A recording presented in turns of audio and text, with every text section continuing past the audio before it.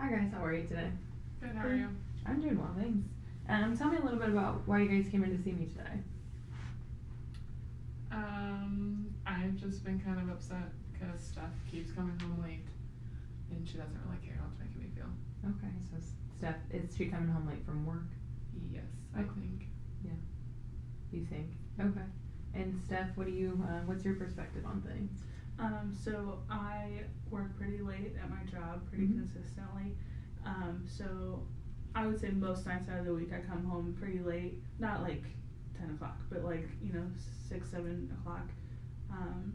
And so, yeah, that's just my job and kind of how the way it is. Okay, so your job, are you scheduled to get off late then? Or is it kind of one of those where you have to stay and do a little bit of extra work? It's a pretty healthy mix of both. Okay, mix of both. Yeah. And now, Katie, when you say you think that she's at work, what else do you believe that Stephanie could be doing? It's not that I really think she's doing anything different.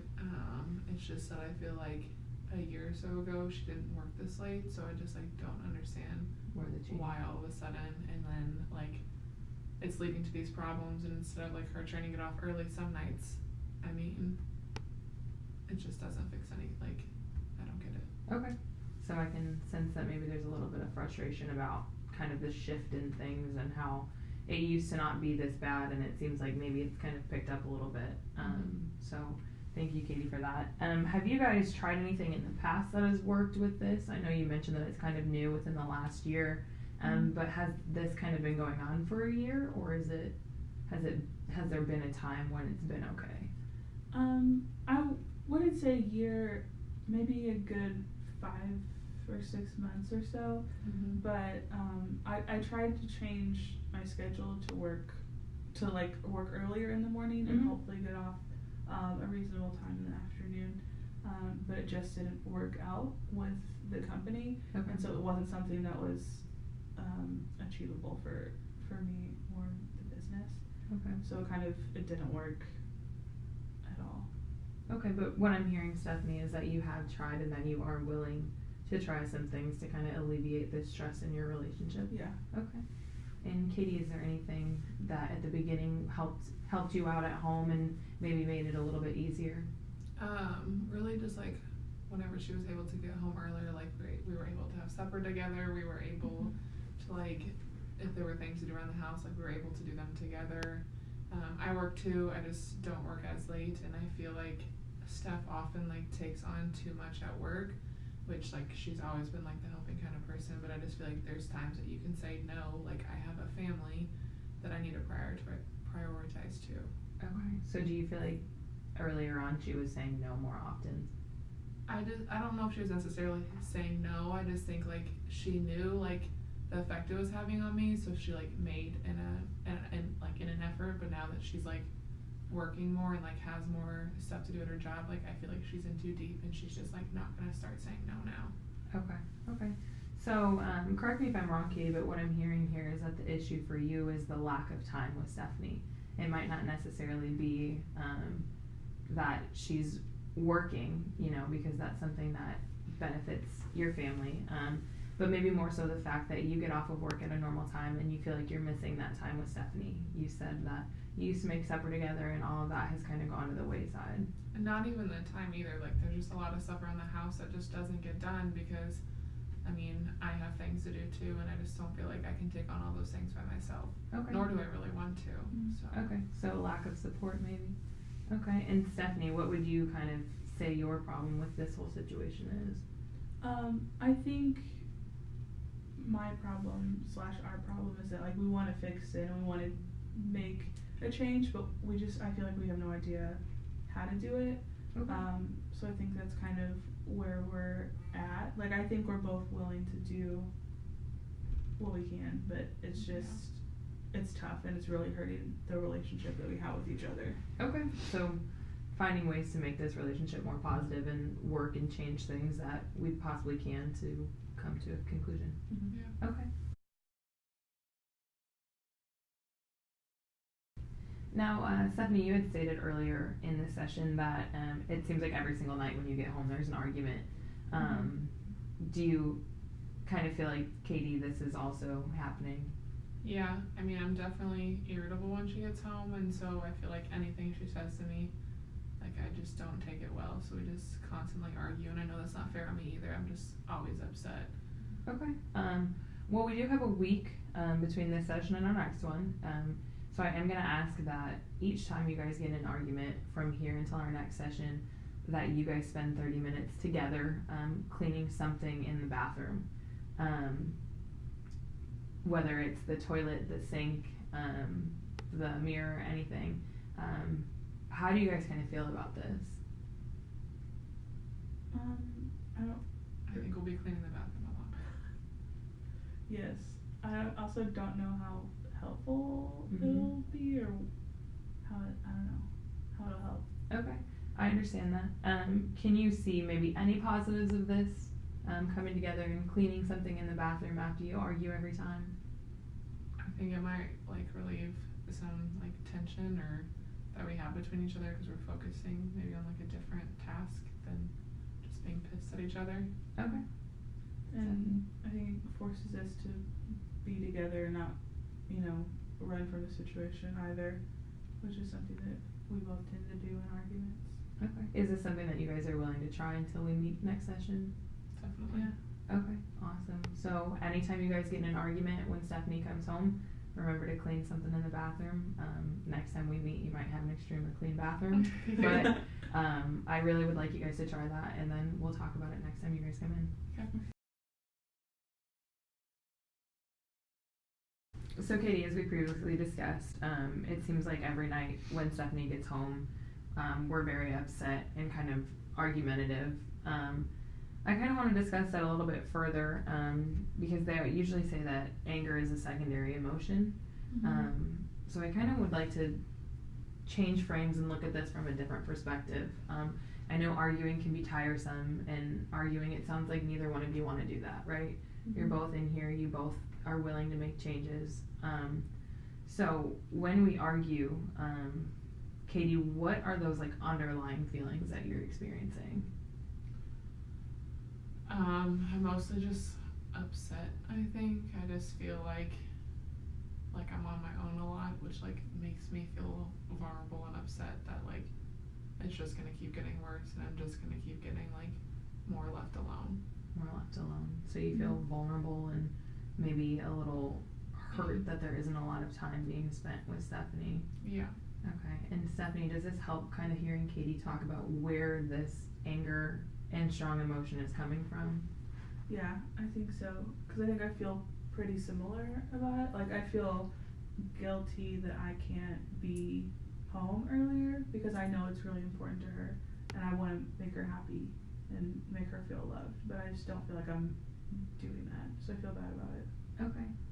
Katie, have you heard Stephanie say these things about this situation at all previously? Not really.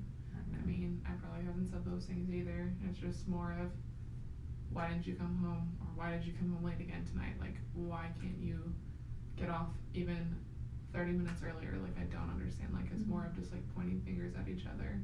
Okay. So I want to challenge us to kind of look at this from a different perspective.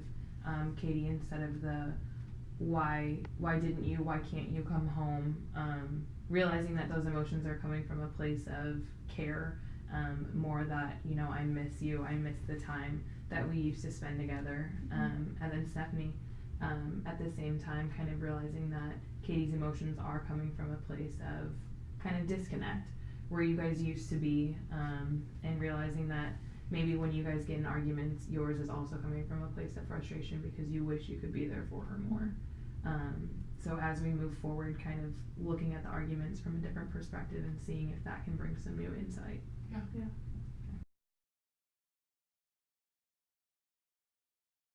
Now, the main problem that we've kind of presented with are these arguments that you guys are having every night when Stephanie gets home late from work. And we have a week between this session and our next one. And I know that this might sound a little weird, but Katie, within the next week, every single time Stephanie gets home, I want you to unleash on her. I want you to let all of your frustration, all of your anger out on her, and just have an even bigger argument, an even bigger blow up. How does that sound to you guys? I feel like it's just gonna piss Stephanie off and probably make me feel a little bit better, but like only for a little bit. Okay. Stephanie, how do you feel that this will go? I don't really know how I would deal with that, cause like we don't like arguing with each other. It's just something that we're kind of in a habit of doing. Mm-hmm. And it's something that like we both have very strong emotions about it. So I don't know. I mean, she's right. Like I think it'll make her feel better, but like I don't know how I would deal with that. Okay. I understand both of those perspectives and kind of where you guys are coming from. Can you think of any positives that might come from this? I kind of feel like when we argue now, it's more of like minimal words are said and we're just very short and like, I don't know how to describe it, like nothing gets solved. We just like go our separate ways. Whereas like if I actually like maybe yelled at her and like said what pissed me off, like the emotions I'm having, like we may actually be able to talk through some things, but like I still think it might just upset her. Okay. Yeah, I think it might have the potential to open communication and say what, you know, she really wants to say, and then I'll have the opportunity hopefully to say what I want to say back. So maybe opening up how we communicate with each other. Okay. Is it something that you guys would be willing to try?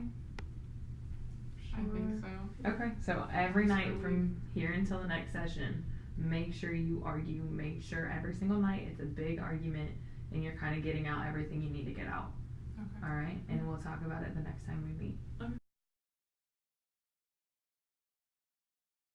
Okay, Stephanie, the last time that we met, we kind of discussed that one of the main issues that we were having here was that you were coming home late from work a lot, and we kind of asked you to come home early some days in the past week. How did that go for you all? It was nicer to get home early, but it still caused some pretty significant arguments. Okay. About me being home early and not at my usual time.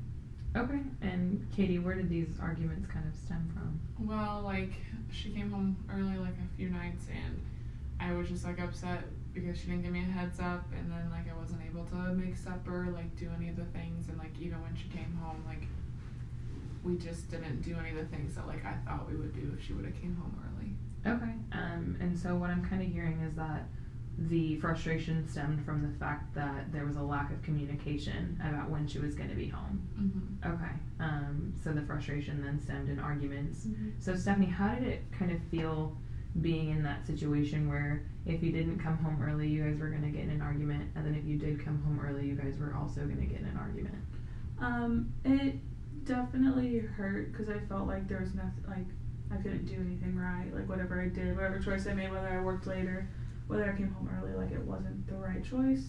Okay. And so by the end of the week, I didn't know what to do. Okay.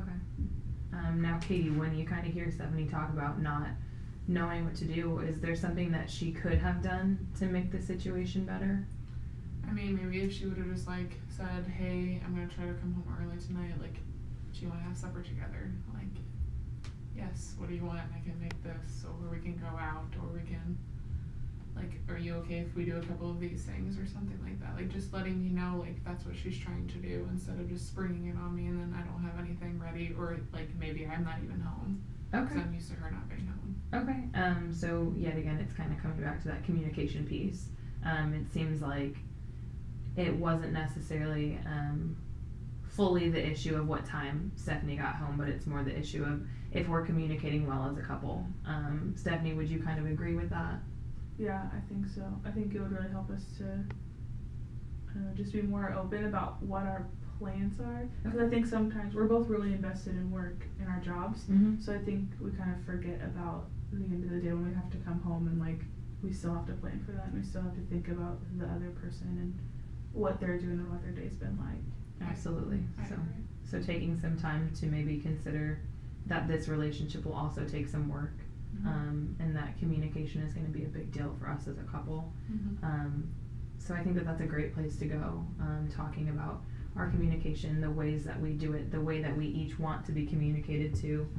So I think that that's something that we'll continue to explore and work through so we can find a better situation so we can both be happy. Does that sound like a good place to go? Yeah. Okay.